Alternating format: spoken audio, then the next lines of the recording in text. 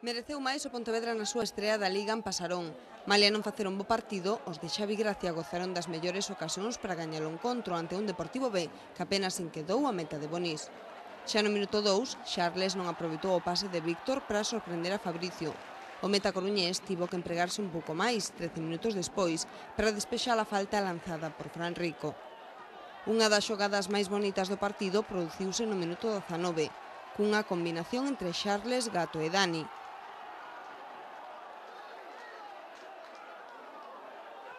A media hora de xogo tivo lugar a xogada polémica do encontro.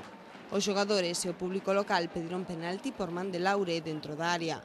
Pero tras consultar co árbitro asistente, o colexiado decretou que a falta se producira fora da área. O Pontevedra seguiu intentando nos derradeiros minutos do primeiro tempo, pero nesta xornada careceu da efectividade da que fixera gala na primeira xornada. E xa co tempo cumprido, unha nova xogada combinativa entre Charles, Víctor e Dani non puido ser culminada por Igor.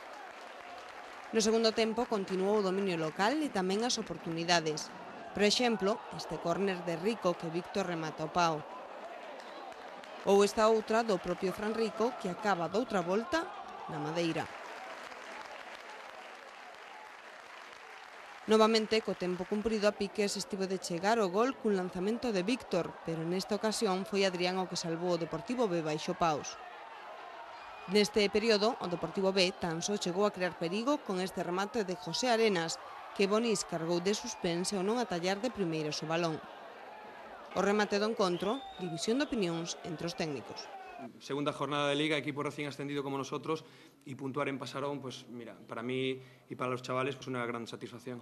Sumamos un punto en un partido en el que, sin hacer un buen partido, creo que merecimos más, y esa es un poco la lectura.